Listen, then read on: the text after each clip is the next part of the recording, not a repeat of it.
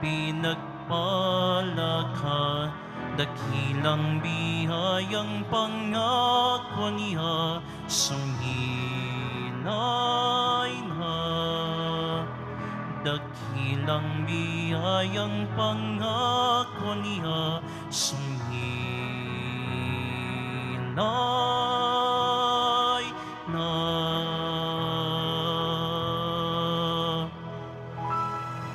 Simulan natin ang ating pagdiriwang sa ngalan ng Ama at ng Anak at ng Espiritu Santo. Amen. Ang pagpapala ng ating Panginoong Hesukristo, ang pag-ibig ng Diyos Ama at ang pakikipagkaisa ng Espiritu Santo naway sumainyong lahat. At sumaiyo rin. Mga kapatid, tinipon tayo bilang kaanib ng angka ng Diyos. Kaya dumulog tayo sa mawaing Panginoong nagpapatawad ng lubos. Sinugong tagapagpagaling sa mga nagsisisi, Panginoon, kaawaan mo kami. Panginoon, kaawaan mo kami. Dumating na tagapag-anyayang mga makasalanan ay magsisi, Kristo, kaawaan mo kami. Kristo, kaawaan mo kami. Nakaluklok ka sa kanan ng Diyos Ama para ipamagitan kami. Panginoon, kaawaan mo kami. Panginoon, kaawaan mo kami. Kaawaan tayo na makapangyarihang Diyos, patawarin tayo sa ating mga kasalanan at patnubayan tayo sa buhay na walang hanggan. Amen. Manalangin tayo. Ama naming makapangyarihan, kami mga tinubos mo at kinupkop ay tunghayan mo ngayon sa iyong kagandahang loob upang sa pagsampalataya sa anak mong si Kristo, makamtan ang kalayaan at pamana sa piling mo. Sa pamamagitan niya, kasama ng Espiritu Santo, magpa sa walang hanggan. Amen. Pagbasa mula sa unang sulat ni Apostol San Pablo kay Timoteo. Pinakamamahal, narito ang isang katotohanang dapat tanggapit paniwalaan ng lahat. Si Kristo Jesus ay naparito sa sanlibutan upang iligtas ang mga makasalanan. At ako ang pinakamasama sa lahat. Ngunit kinahabagan ako ng Diyos upang sa nangyari sa akin ay ipakita ni Kristo Jesus kung gaano siya katiyaga at maging halimbawa ito sa mga mananalig sa Kanya at pagkakalooban ng buhay na walang hanggan. Purihin at dakilain magpakailanman ang iisang Diyos, Haring walang hanggan, walang kamatayan, at di nakikita. Amen. Ang salita ng Diyos. Salamat sa Diyos. Ngalan ng Diyos ay idangal, ngayon at magpakailanman. Ngalan ng Diyos ay idangal, ngayon at magpakailanman. Dapat na magpuri ang mga alipin. Ang ngalan ng Poon ay dapat purihin. Ang kanyang pangalan ay papurihan. Magmula ngayon, magpakailanman. Ngalan ng Diyos ay idangal, ngayon at magpakailanman. Buhat sa silangan hanggang sa kanluran. Ang ngalan ng Poon pupurihing tunay. Siya'y naghahari sa lahat ng bansa. Lampas pa sa langit ang pagkadakila. Ngalan ng Diyos ay idangal, ngayon at magpakailanman. Walang makatulad ang Panginoong Diyos. Nasa kalangitan doon naluluklok. Buhat sa itaas, siya'y tumutunghay. Ang lupa at langit kanyang minamasdan. Mula sa alabok ang mga mahirap. Sa pagkagalumi ay itinataas. Ngalan ng Diyos ay idangal, ngayon at magpakailanman.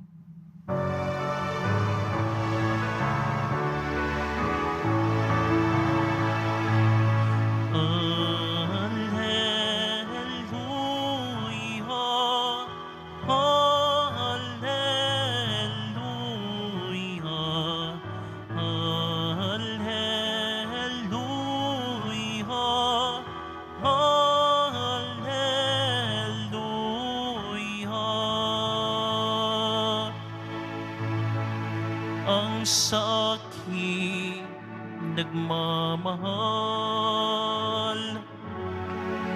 Tutupad sa aking aral, Ama't ako'y mananahan. Hallelujah, hallelujah, hallelujah,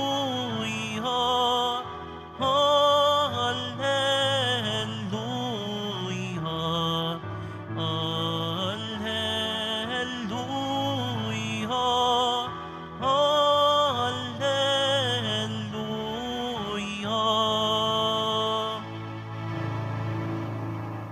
Sumainyo ang Panginoon. At sumaiyo rin. Ang mabuting balita ng Panginoon ayon kay San Lucas. Papuri sa iyo, Panginoon.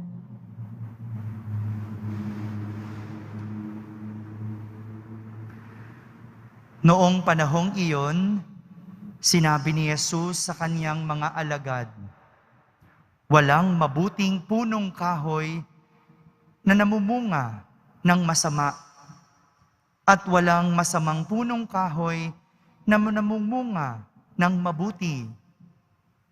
Nakikilala ang bawat punong kahoy sa pamamagitan ng kaniyang bunga, sapagkat hindi nakapipitas ng igos sa puno ng aroma, at di rin nakapipitas ng ubas sa puno ng dawag. Ang mabuting tao ay nakapagdudulot ng mabuti sapagkat tigib ng kabutihan ang kanyang puso. Ang masamang tao ay nakapagdudulot ng masama sapagkat puno ng kasamaan ang kanyang puso. Sapagkat kung ano ang bukang bibig, siyang laman ng dibdib. Tinatawag ninyo akong Panginoon, Panginoon, ngunit hindi naman ninyo ginagawa ang sinasabi ko. Ipakikilala ko sa inyo kung sino o kung kanino natutulad ang bawat lumalapit sa akin, nakikinig ng aking salita at nagsasagawa ng mga ito. Katulad siya ng isang taong humukay ng malalim at sa pundasyong bato nagtayo ng bahay. Bumaha at ang tubig ay bumugso sa bahay na iyon, ngunit hindi natinag sapagkat matatag ang pagkakatayo. Ngunit ang nakikinig ng aking mga salita at hindi nagsasagawa nito ay katulad ng isang taong nagtayo ng bahay na walang pundasyon. Bumaha, nadaanan ng tubig ang bahay na iyon at pagdakay bumagsak. Lubusang nawasak ang bahay na iyon. Mga kapatid, ang mabuting balita ng Panginoon. Pinupuri ka namin, Panginoong Hesukristo. Magandang araw po sa inyong lahat. Isang napakagandang imahe ang ginamit ni Jesus para makapangaral sa kanyang mga alagad. Ang imaheng kanyang ginamit ay ang punong kahoy at ang aral na nais niyang ituro ay ang pagiging mabuti. Sinabi ni Jesus sa ating ebanghelyo, walang mabuting punong kahoy na namumunga ng masama at walang masamang punong kahoy na namumunga ng mabuti. Totoo naman, kaya nga inaalagaan natin ang puno para ito ay makapamunga. Pinapataba ang lupa, dinidiligan, pinapaarawan at inaalisan ng insekto o mga peste na nakasisira sa puno. Ito yung ginagawa natin para pagdating ng tamang panahon, makapamumunga ito ng mabuti at meron tayong aanihin.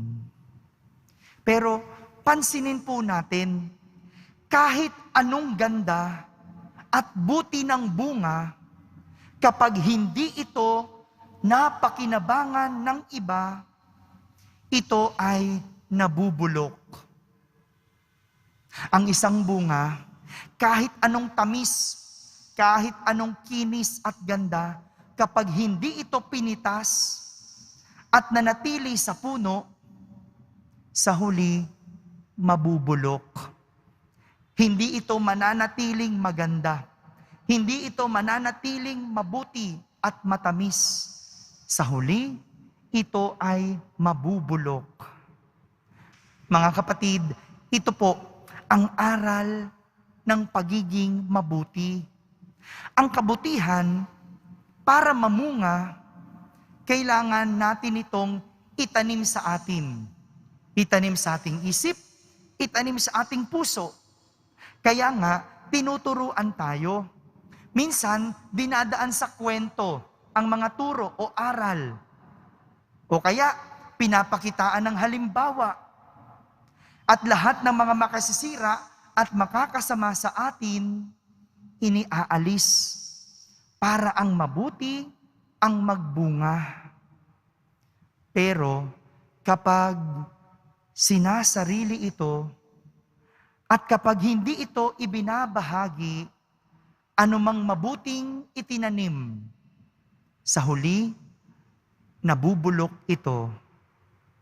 Lahat tayo may angking kabutihan. Walang mabuting magulang ang nagpunla ng kasamaan sa kanyang anak. Kaya nga, kailangan ang mabuting nagbunga, ipinapamahagi, ipinaparamdam, at pinapakinabangan ng iba.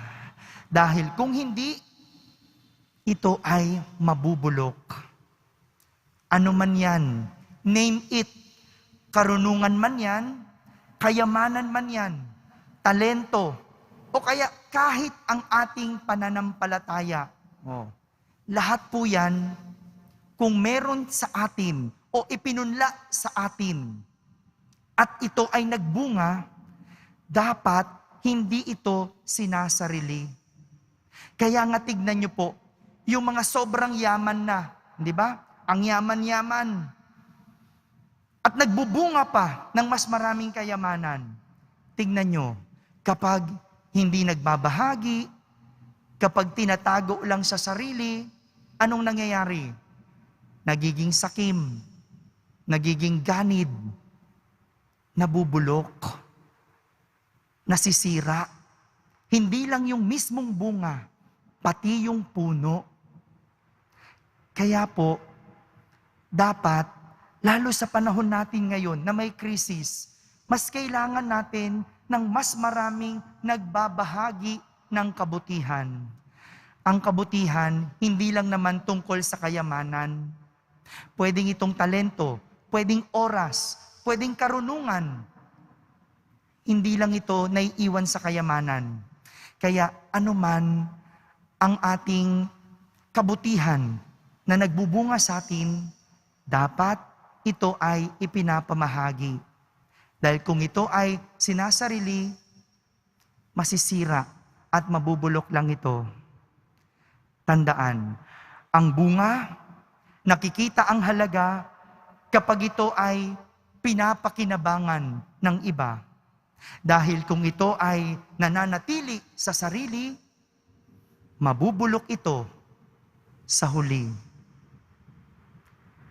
Amen.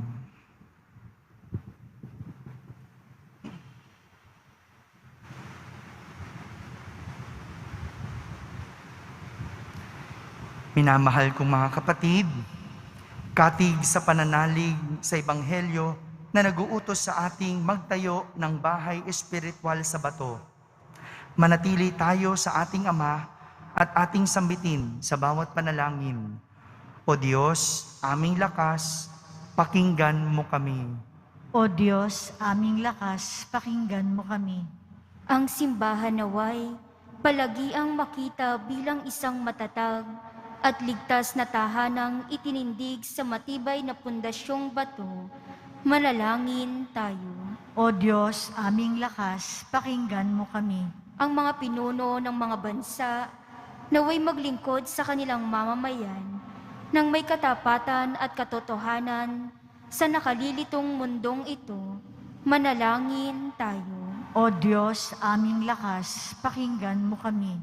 Ang paghuhubog sa mga kabataan, naway maitatag ayon sa mga bagay na pinahalagahan ng kaharian. Manalangin tayo. O Diyos, aming lakas, pakinggan mo kami.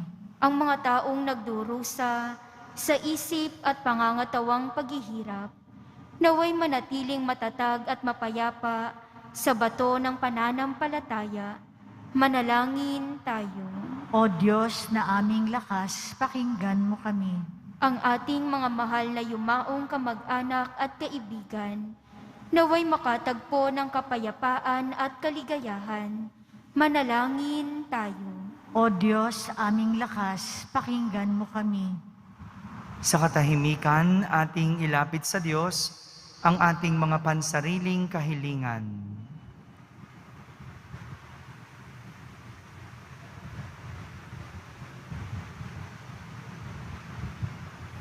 Manalangin tayo. O Diyos, aming lakas, pakinggan mo kami. Ama naming nasa langit, bigyan mo kami ng biyayang maunawaan kung paano nakaugnay ang aming buhay sa kabutihan, kabaitan at katapangan ng aming kapwa upang maging bukas kami sa kanilang pangangailangan at maging matapat sa aming mga tungkulin.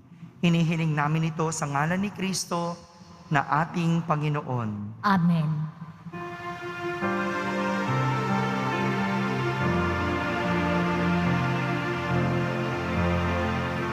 Paghahanda ng nanay ay narito po ang alak at hinapay dala sa altar mo. Aniyo'y magiging tunay, dugo mo't katawan, aming tatanggapin ngayon, magbibigay buhay.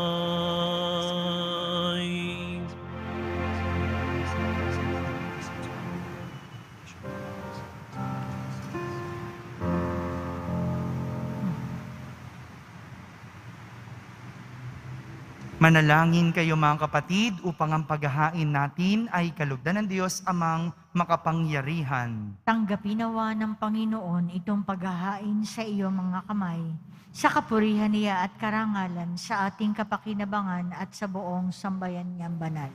Ama naming lumikha, ikaw ang gumagawa ng wagas na katapatan at kapayapaan. Ipagkaloob mong ang iyong kadakilaan ay aming handugan ng iyong minamarapat na aming may alay at naway magkaisa kami sa pakikinabang. Sa banal na paghahain ngayon ipinagdiriwang sa pamamagitan ni Jesucristo kasama ng Espiritu Santo magpa sa walang hanggan. Amen. Sumainyo ang Panginoon. At sumaiyo rin. Itaas sa Diyos ang inyong puso at diwa. Itinaas na namin sa Panginoon. Pasalamatan natin ang Panginoong ating Diyos. Marapat na siya ay pasalamatan. Ama naming makapangyarihan, tunay ngang marapat na ikaw ay aming pasalamatan. Sa iyong paglingap at kagandahang loob, ang tao'y nilikha mo't pinangasiwa sa sansinukob.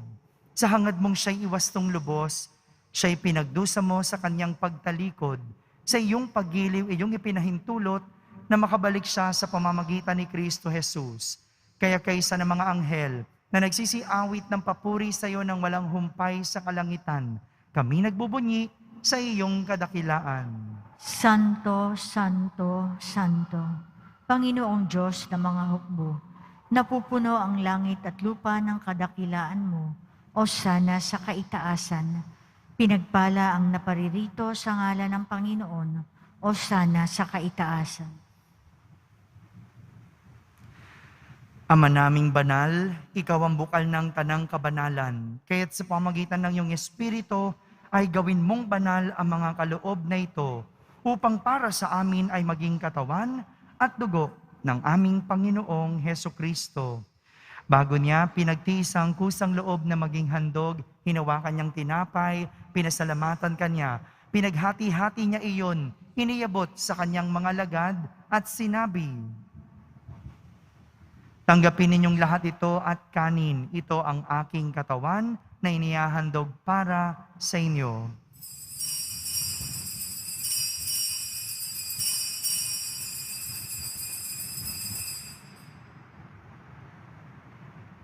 Kaya hindi naman matapos ang hapunan, hinawakan niyang kalis, muli kanyang pinasalamatan. Iniyabot niya ang kalis sa kanyang mga alagad at sinabi, "Tanggapin ninyong lahat ito at inumin. Ito ang kalis ng aking dugo, ng bago at walang hanggang tipan. Ang aking dugo ni bubuhos para sa inyo at para sa lahat, sa ikapagpapatawad ng mga kasalanan. Gawin ninyo ito sa pag-alaala sa akin."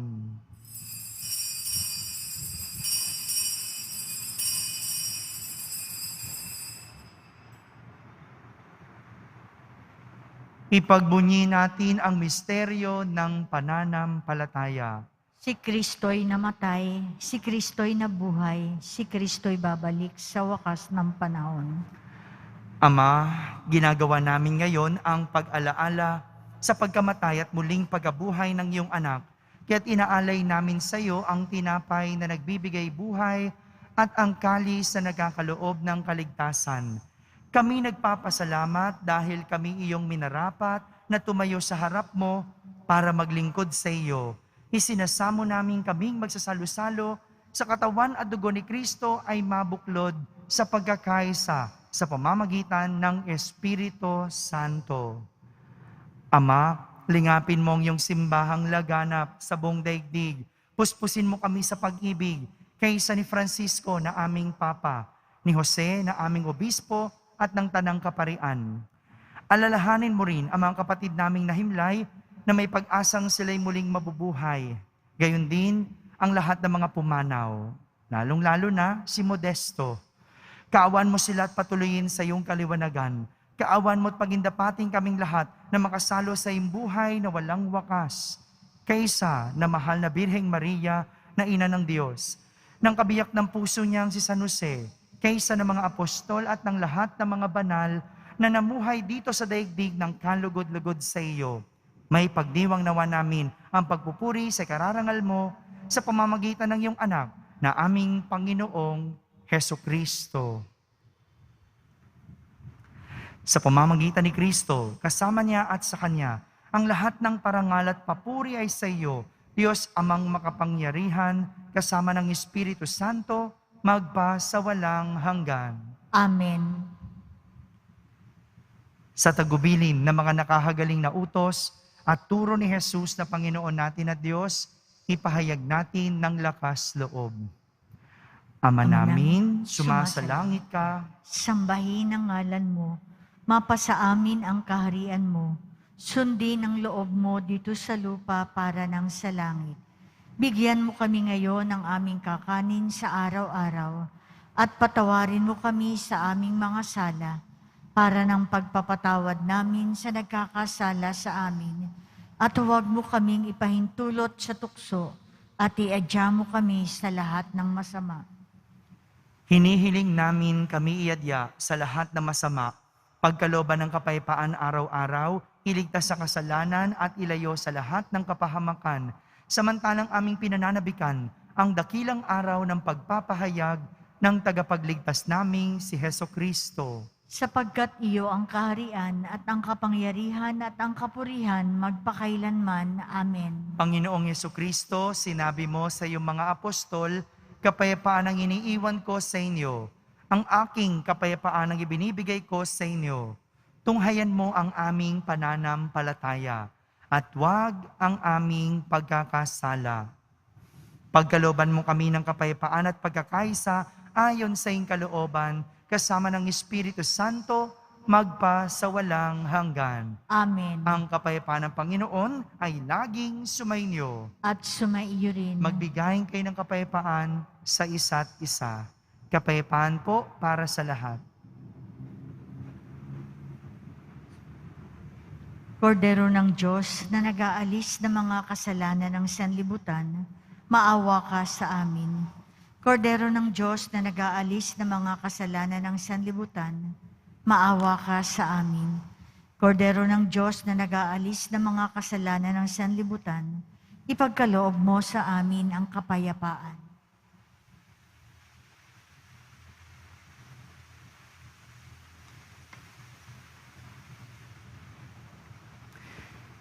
Ito ang kordero ng Diyos.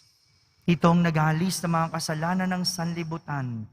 Mapalad ang mga inaaniyahan sa kanyang piging. Panginoon, hindi ako karapat-dapat na magpatuloy sa iyo, ngunit sa isang salita mo lamang ay gagaling na ako.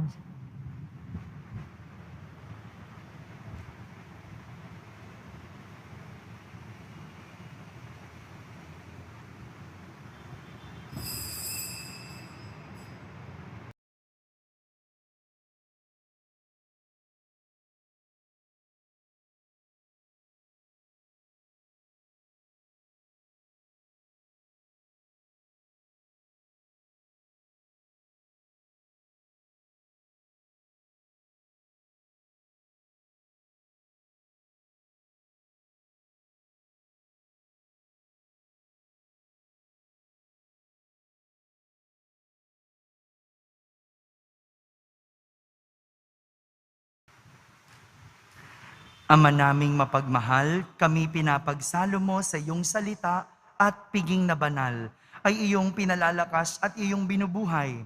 Pagindapatin mong kami ay makapakinabang sa buhay ng iyong anak na para sa aming sarili niya ang alay. Bilang aming tagapamagitan, kasama ng Espiritu Santo, magpa sa walang hanggan. Amen.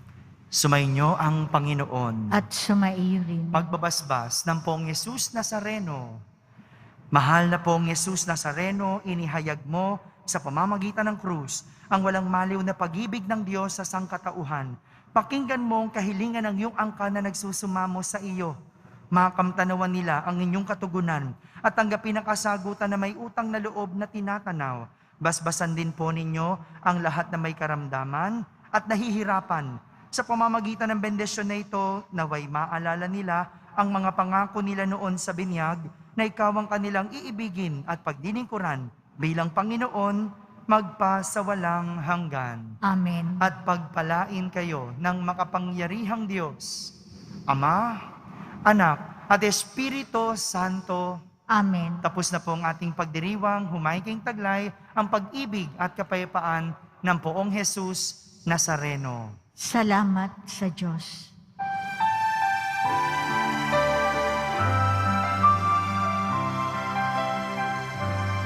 Nuestro Padre Jesus Nazareno, sinasamba ka namin, pinipinto ka namin, aral mo ang aming buhay at kaligtasan. Nuestro Padre Jesus Nazareno, iligtas mo kami sa kasalanan. Ang krus mong kinamatayan ay sagisag ng aming kaligtasan. Nuestro Padre Jesus Nazareno, dinarangal ka namin. Nuestro Padre Jesus Nazareno, nilulwalhati ka namin. Nuestro Padre Jesus Nazareno, dinarangal ka namin. Nuestro Padre Jesus Nazareno, nilulwalhati ka namin.